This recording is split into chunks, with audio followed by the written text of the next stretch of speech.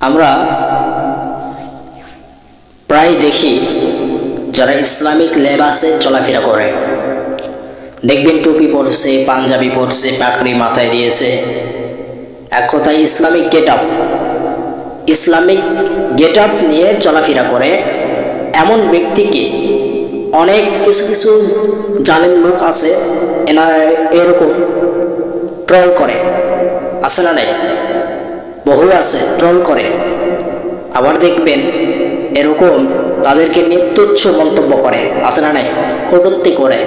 এদেরকে আবার কি করে, যারা ইসলামিক লেবাসে চলে এদেরকে আবার কি করে, এদের নামে আবার গীবত করে, এদেরকে নিয়ে আবার ট্রল করে, এদের বিভ্রান্তি সৃষ্টি করার জন্য একটা কৃষ্টি কালচারটা তৈরি করে দেয়। এমন আছে না নাই? তো এমনটা যদি হয় তাহলে আমরা রাগ করব না, এবং এমনটা যদি করে অনেকে, যদিও করে, এটার প্রতিশোধ নেওয়ার দরকার নেই। মনে করেন এক ভাই আমাকে মারছে, আমি কি করি? বদলা নিতে যাই। বদলা নেওয়া ঠিক না। বদলা নিতে যাব কেন? আমাকে মারছে, আমি বদলা নিতে যাই। বদলা নিতে যাব কেন? বদলে দিব। কিভাবে? আখলাক আচরণের দ্বারা, ব্যবহারের দ্বারা, সুন্দর ব্যবহারের দ্বারা, সুন্দর আচরণের দ্বারা। কথা বুঝতে পারছেন? অনেক নামাজি আছে কিন্তু বউয়ের কাছে গিয়ে বউ পিটায়, বউকে গালিগালাজ করে, আছে না নাই? অনেক আছে। অনেক নামাজি নামাজ পড়ে আবার বউকে পিটে আবার গালিগালাজ করে, আছে না নাই? তো সেটা জানেও না, শুধু ওই লোকটা জানে যে নামাজ পড়ি এটা ইবাদত, কিন্তু সুন্দর আচরণ, সুন্দর ব্যবহার এটাও হচ্ছে একটা ইবাদত, সেটা কিন্তু জানে না। যদি জানতো সেক্ষেত্রে কিন্তু নামাজ পড়ে এরকম কাউকে গালিগালাজ করতো না, ওয়াইফকে মারধর করতো না। এই জন্য সুন্দর আচরণ এটাও একটা ইবাদত, সত্য কথা বলা এটাও একটা ইবাদত, ভালো কাজ করা এটাও ইবাদত। নামাজ পড়ছেন এটা তো ইবাদত। ভালো ভালো কাজ, আপনি এক ভাইকে সালাম দিয়েছেন, এটাও একটা ইবাদত। এক ভাইকে চা খাওয়াইতেছেন, এটাও একটা ইবাদত। ভালোর দিকে যেগুলো, ভালোর দিকে যেগুলো কাজ ভালোর দিকে মানায় সেগুলো ইবাদত। যেগুলো কাজ হারামের দিকে যায় সেগুলো হারাম, সেগুলো মেনটেন করা যাবে না। তো আমাদের সমাজে অনেকেই দেখা যায় এরকম ইসলামিক লেবাসে যারা চলাফেরা করে, ইসলামিক লেবাসে এদেরকে নিয়ে ট্রল করে, এদেরকে নিয়ে নানান কথা এরকম বলে, আছে না নাই? বহু আছে। ইস, এ বসে দাঁড়িয়ে রাখছে, বিয়াই হবে না তৈরি, আছে না নাই?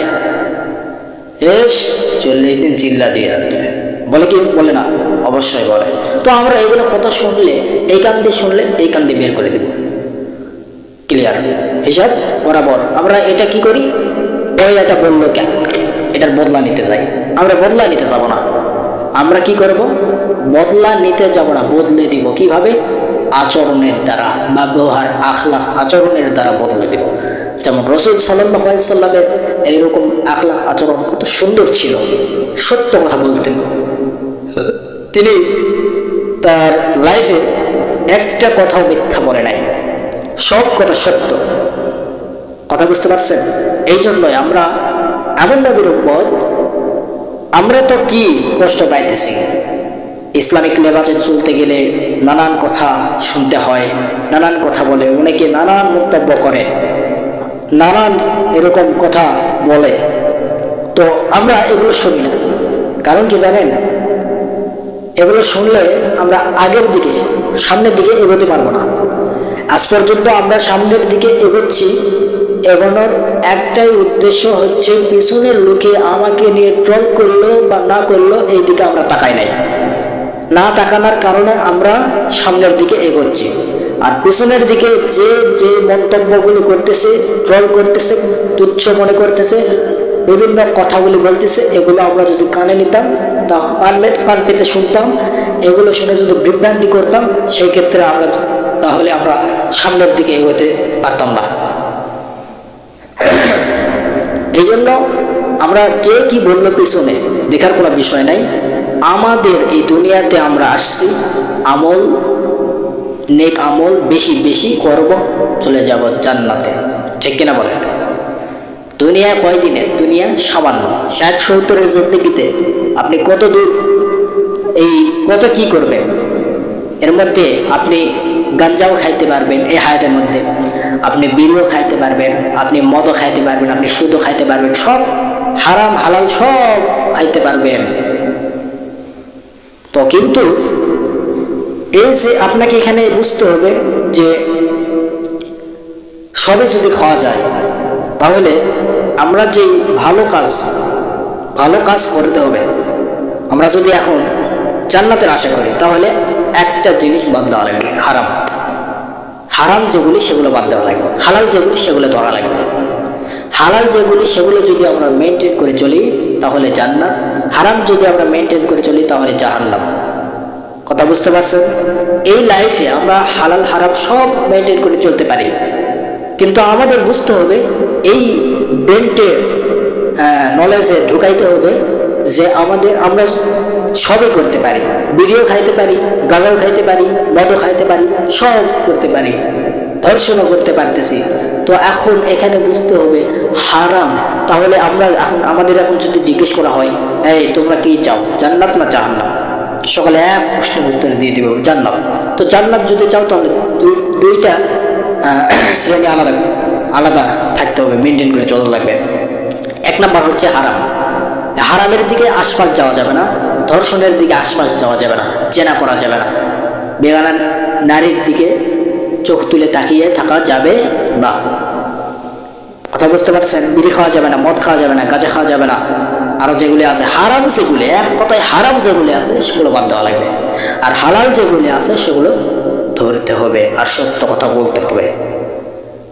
আজ পর্যন্ত দেখেন, আজকে যদি ন্যায় বিচার থাকতো সমাজে, তাহলে সমাজটা পরিবর্তন হয়ে যেত। ন্যায় বিচার যদি থাকে, ন্যায় বিচার কি দিয়ে করবে? কোরআন দিয়ে চলতে হবে।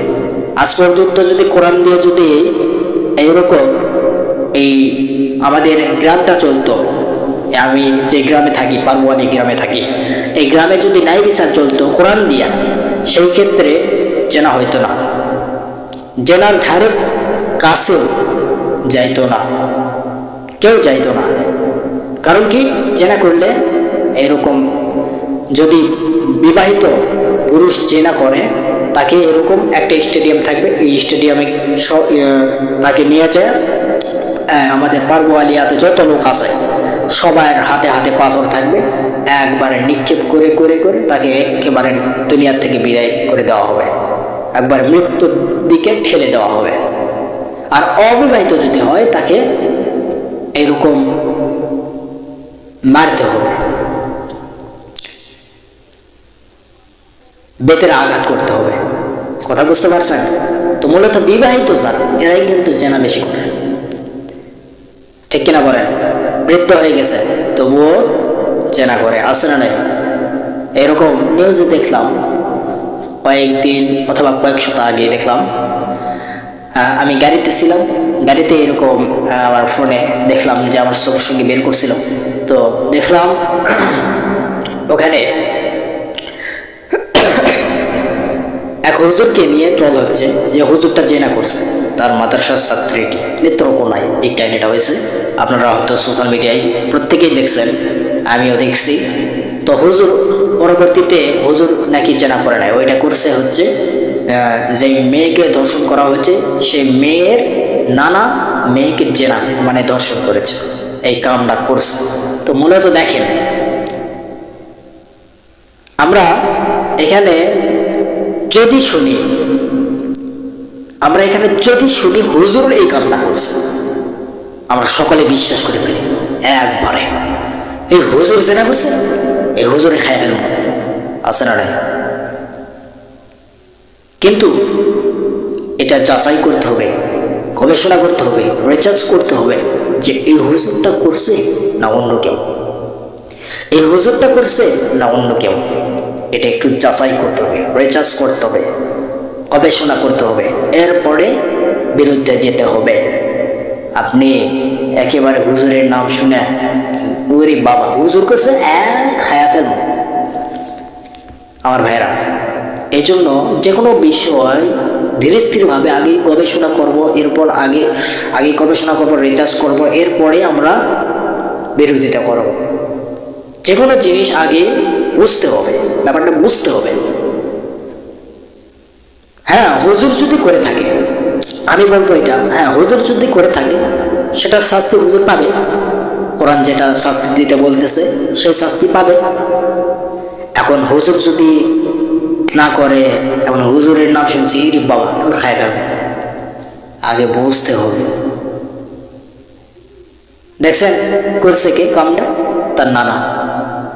এই জন্যই ভাইরা আমার, আগে বুঝতে হবে আমাদের প্রত্যেককেই বুঝতে হবে যে প্রত্যেকটা কাজ করার আগে বুঝতে হবে যে কাজটা করব, এই কাজের বিরুদ্ধে যাব, আগে একটু যাচাই করে নিই, পরামর্শ করে নিই।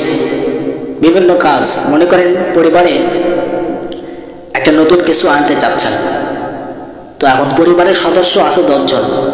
এই 10 জনকে না বলে যদি আপনি ওই কাজটা যদি করেন, নতুন কোনো জিনিস আনেন, পরিবারের যে 10 জন সদস্য আছে, এখন 10 জন সদস্য রাগ কি হবে না? মন খারাপ করবে না? অবশ্যই করবে, মাইন্ড করবে। তো মূলত মাইন্ড করলে আপনি দেখেন পরিবারে অশান্তি তো লেগেই থাকবে। আর পরিবারে যখন শান্তি কিভাবে আসবে দেখেন, আমি পরামর্শ দিই ভালোভাবে।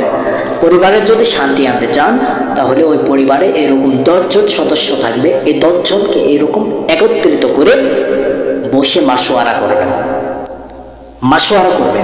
মাসোয়ারা করার পরে এরপর ওইটার পদক্ষেপ নিতে যাবেন। কথা বুঝতে পারছেন? কারণ প্রত্যেকটা পরিবারে যদি আজ বাজারে কি লাগবে, পেঁয়াজ, রসুন, আদা, গোলমরিচ, আরো যা লাগবে সেগুলি এরকম নিতে চাচ্ছেন, তাহলে পরিবারের যে 10 জন সদস্য থাকবে, এই 10 জন সদস্যর সাথে বসে মাসোয়ারা করতে হবে। মাসোয়ারা করে এরকম মাসোয়ারা যেই ফয়সালা দেওয়া হবে 10 জনের কাছ থেকে, যে ফয়সালা আসবে, এইটাই ফয়সালা হয়ে একবারে দরশের উপরে দোয়া করে তারপর এইটাই নিয়ে নেবেন। এটা নিতে যাবেন। তো মূলত আজ পরিবারে মাসোয়ারা নেই। মাসোয়ারা না থাকার কারণে আজ পরিবারে অশান্তি, ঠিক না বলেন আমার ভাইয়েরা? এই জন্য পরিবারের যে কোনো কাজ করতে গেলে সদস্য যাই কয়েকজন আছেন, সবাই মিলে ভাববেন যে এটা করলে কি হয়। দেখেন আপনার ছেলে আছে, মেয়ে আছে, আপনার স্ত্রী আছে, সবার কাছে এরকম শুনবেন, আব্বু আজকে মাছ আনবো, কোন মাছ আনলে ভালো লাগে? তোমার কোনটা মাছ ভালো লাগে? কোন মাছ? ইলিশ, পাঙ্গাস, তেলাপিয়া, সিলভার, রুই, কি ভালো লাগে বড়? আম্মু তোমার কি মাছ ভালো লাগে? আপনার ওয়াইফকে বললেন, আপনার ম্যাডামকে বললেন, ম্যাডাম কি মাছ ভালো লাগে? এইরকম মাসোয়ারা করবেন। কোন করে? আপনার মাসোয়ারা করবেন। মাসোয়ারা করে ফায়সালা একজন দিয়ে দিবে। কথা বুঝতে পারছেন? এইরকম মাসোয়ারা নেই, কিছু নেই। আপনি চলে গেলেন বাজারে, এটা ওটা নিয়ে আসলেন, আপনার স্ত্রী বলতেছে দুনের সারা তরকারি আর পাই না, ওই তরকারি আনা লাগবে। আছে না নাই? পরিবারে অশান্তি। এমনি পরিবারে অশান্তি হয়, আগে পরামর্শ নিতে হবে। পরামর্শ ছাড়া কিসের আপনি বাজারে যান মিয়া?